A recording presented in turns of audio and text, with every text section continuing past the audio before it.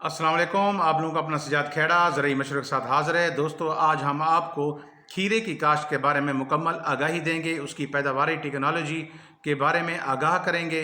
बिजाई से लेकर हार्वेस्टिंग तक जितने भी मरहल आते हैं, सबको एक एक करके आप लोगों को उसकी इन्फॉर्मेशन देंगे। यानी खीरे को काश्त के लिए कौन से टेम्परेचर की ज़रूरत होती है, इसकी बढ़ोतरी के लिए किस टेम्परेचर की ज़रूरत होती है, इसका सीड रेट क्या होता है, टनल में अगर आप काश्त कर रहे हैं तो उसका सीड रेट क्या है, अगर आप खुले खेत में काश्त कर रहे हैं तो वहाँ उसका सीड रेट क्या है, किस किस्म की ज़मीनों में इसको काश्त करना चाहिए, खादें कौन सी इस्तेमाल करनी है, पानी कितने दिनों बाद लगाना है, पिकिंग कब होनी है इसका बिजाई का वक्त कौन सा है, मुकम्मल तफसीलात आप लोगों को इस वीडियो में बताएंगे। जिन दोस्तों ने चैनल सब्सक्राइब नहीं किया वो लाजमी सब्सक्राइब कर लें ताकि हर फसल की वीडियो आप लोगों तक पहुंचती रहे, फील्ड की जितनी भी इंफॉर्मेशन है आप लोगों तक बर वक्त पहुंचती रहे।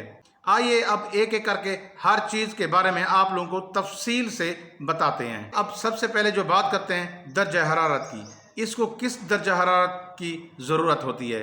खीरे के बीज के उगाव के लिए इसको 20 से 25 डिग्री सेंटीग्रेड की ज़रूरत होती है और इसकी बेहतर नमोशनुमा के लिए 25 से 27 डिग्री सेंटीग्रेड इसके लिए बेहतर होता है। अगर 18 डिग्री सेंटीग्रेड से टेम्परेचर नीचे आ जाए तो फिर इसकी फल आवरी और इसकी बढ़ोतरी मुतासर होती है।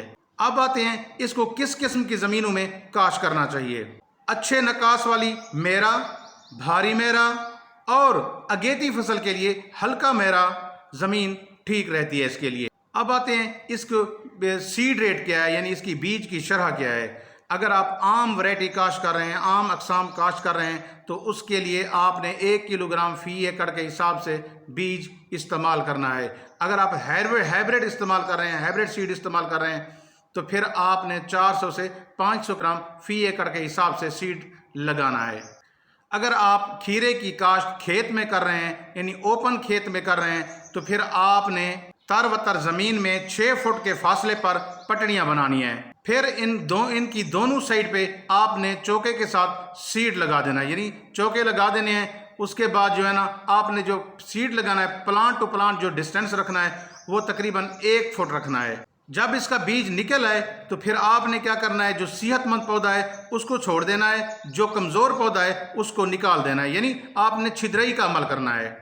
अगर आप टनल में काश्त कर रहे हैं फिर आपने 10 फुट की चौड़ाई के अंदर 3-3 फुट के 2 पटड़ियाँ बनानी हैं और उसके किनारों पे आपने 1.5 फुट की 3 खाले बना देने हैं।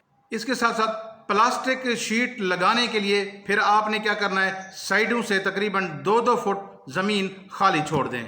आपने पटड़ी और पटड़ी के दरमियान जो फासला रखना है वो तकरीबन 3.5 फुट का फासला रखना है। पौधों को सीधा रखने के लिए आपने 15 से 45 दिन के अंदर जाल लगाना है ताकि जो बेलें होती हैं वो ऊपर चढ़ सकें और सीधी ऊपर जाएं।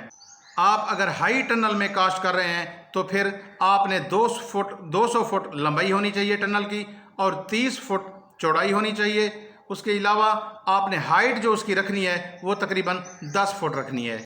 अब बिजाई के बाद खादों के बारे में बताते हैं कि इस 1 एकड़ में यानी पूरे सीज़न में कितनी खाद डाली जाती है। फिर इसके बाद आप लोगों को बताएंगे कि बिजाई के वक्त कितने डालनी है। अगर कमज़ोर ज़मीन है तो फिर आपने 4 बोरी यूरिया, उसके बाद 2 बोरी DAP और 2 बोरी SOP की आपने डालनी है पूरे सीज़न में, बिजाई से लेकर हार्वेस्टिंग तक। अगर ज़रखेज़ ज़मीन है तो फिर आपने 3 बोरी यूरिया, 1.5 बोरी DAP और 1 बोरी SOP की आपने पूरे सीज़न में बिजाई से लेकर हार्वेस्टिंग तक आपने ये खादें इस्तेमाल करनी हैं। आप ये मिकदार किसी और खादों से भी पूरी कर सकते हैं, मसलन जैसे DAP है, उसके बाद अमोनियम नाइट्रेट है, SOP है, आप इनसे भी इस्तेमाल कर सकते हैं। अगर आप इन खादों का इस्तेमाल करें, DAP, अमोनियम नाइट्रेट और SOP का, ये भी बेहतर रिजल्ट दे जाती है खीरे की फसल के ऊपर। आप लोगों को एक अहम बात बताता चलूँ, नाइट्रोजन यानी यूरिया और आप SOP, इन दोनों को आप इस्तेमाल करें खीरे की फसल के अंदर तो ये ज़्यादा पैदावार मिल जाती है इससे, यानी अच्छी पैदावार देने की ये सलाहियत रखती हैं ये खादें। अब आते हैं कि बिजाई के वक्त कितनी खाद देनी चाहिए। पहले जो हमने बताया है वो पूरे एक सीज़न की खाद थी, यानी बिजाई से लेकर हार्वेस्टिंग तक की खाद थी, मुकम्मल मैं आप लोगों को बताया है। अब बताता हूं मैं आप लोगों को कि बिजाई के वक्त कौन सी खाद देनी चाहिए, कितनी मिकदार में देनी चाहिए। बिजाई के वक्त 30 से 40 किलोग्राम यूरिया, 1.5 बोरी DAP और 1 बोरी SOP आपने बिजाई के वक्त इसको देनी है, और बाकी खादें आपने 50 दिन के अंदर अंदर किस्तों की शक्ल में पूरी करनी है। जो फास्फोरस है वो आपने शुरू में ही एक ही दफ़ा दे देनी है बस। अब आते हैं आपाशी की तरफ, यानी इसको पानी आपने कब कब देना है, कितने वक्फे के बाद देना है। आपने पहले जो 3 से 4 पानी लगाने हैं वो तकरीबन 1 हफ्ते के वक्फे से देने हैं। जैसे जैसे मौसम गर्म होता जाएगा फिर आपने इसका वक्फा जो ना वो कम करते जाना है। यानी कम कैसे करना है, आपने फिर जो पानी आपने पहले 1 हफ्ते के बाद लगाना था अब वो 3 से 4 दिनों के बाद पानी लगाना है। एक और आप लोगों को अहम बात बताता चलूँ कि जो अगेती काश्त होती है उसमें आपने जो दूसरा पानी लगाना है वो 10 दिन के अंदर लगाना है।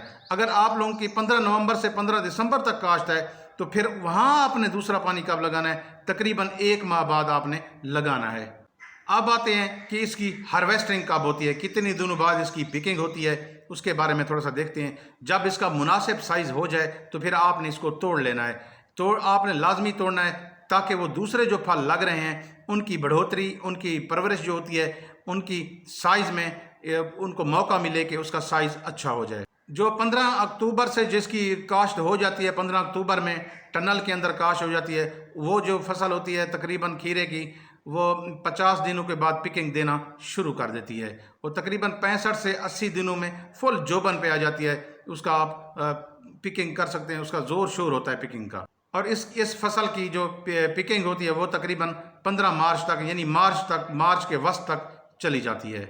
जो फसल 15 नवंबर से 15 दिसंबर तक इस दौरान जो काश्त की जाती है उसकी जो पहली पिकिंग होती है वो मेरे ख्याल में तकरीबन कोई 100 दिन के बाद ही होती है।